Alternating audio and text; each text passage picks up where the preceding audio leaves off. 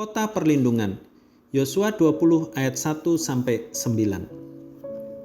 Berfirmanlah Tuhan kepada Yosua demikian, katakanlah kepada orang Israel begini, tentukanlah bagimu kota-kota perlindungan yang telah kusebutkan kepadamu dengan perantaraan Musa, supaya siapa yang membunuh seseorang dengan tidak sengaja, dengan tidak ada niat lebih dahulu, dapat melarikan diri ke sana, sehingga kota-kota itu menjadi tempat perlindungan bagimu terhadap penuntut tebusan darah. Apabila ia melarikan diri ke salah satu kota tadi, maka haruslah ia tinggal berdiri di depan pintu gerbang kota dan memberitahukan perkaranya kepada para tua-tua kota. Mereka harus menerima dia dalam kota itu dan memberikan tempat kepadanya, dan ia akan diam pada mereka. Apabila penuntut tebusan darah itu mengejar dia, pembunuh itu tidak akan diserahkan mereka ke dalam tangannya, sebab ia telah membunuh sesamanya manusia dengan tidak ada niat lebih dahulu, dan dengan tidak menaruh benci kepadanya lebih dahulu. Ia harus tetap diam di kota itu sampai ia dihadapkan kepada rapat jemaah untuk diadili, sampai imam besar yang ada pada waktu itu mati. Maka barulah pembunuh itu boleh pulang ke kotanya dan ke rumahnya, ke kota dari mana ia melarikan diri. Lalu orang Israel mengkhususkan sebagai kota perlindungan Kedes di Galilea, di pegunungan Naftali, dan Sikem di pegunungan Efraim, dan Kiryat Arba, itulah Hebron di pegunungan Yehuda.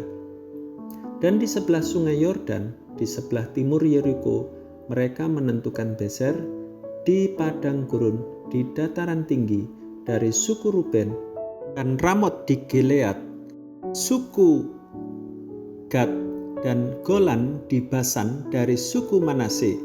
Itulah kota-kota yang ditetapkan bagi semua orang Israel dan bagi pendatang-pendatang yang ada di tengah-tengah mereka, supaya setiap orang yang membunuh seseorang dengan tidak sengaja dapat melarikan diri ke sana dan jangan mati dibunuh oleh tangan penuntut tebusan darah sebelum ia dihadapkan kepada rapat jemaah. Semua orang membutuhkan jaminan kehidupan. Terlebih lagi bagi mereka yang melakukan kesalahan yang tanpa sengaja telah menyebabkan nyawa orang lain hilang. Siapakah yang dapat menjamin hidup mereka? Sebelum manusia memikirkannya, Allah telah melangkah lebih jauh. Ia memilih 6 kota untuk menjadi kota perlindungan bagi Israel. Jika ada yang berbuat dosa dan dikejar oleh penuntut balas, kota-kota ini akan menjamin perlindungan agar jangan ada orang yang melakukan pembalasan tanpa peradilan yang sah. Bilangan pasal 35 ayat 12. Kota perlindungan ini mudah dicapai dan dimasuki, terbuka untuk semua orang, bahkan orang asing pun juga boleh berlindung di dalamnya. Di dalam dunia ini semua orang pernah melakukan kesalahan, baik disengaja ataupun tidak. Orang yang bersalah dapat melarikan diri dari manusia, namun tidak bagi dakwaan hati nurani. Lalu kemanakah kita pergi mencari pertolongan? Sekali lagi Allah telah melangkah lebih jauh untuk persoalan ini. Yesus Kristus mati untuk menjamin kehidupan kita, memberikan kebebasan dan pertolongan. Ia telah diadili di tempat kita, menggantikan kita agar dibebaskan dari tuntutan hukum. Allah adalah tempat pelarian yang aman dan kota perlindungan bagi kita di tengah kegagalan, kepahitan, kekecewaan, bahkan kesulitan di masa ini. Ia mudah digapai dengan doa yang tulus dan pengakuan yang jujur.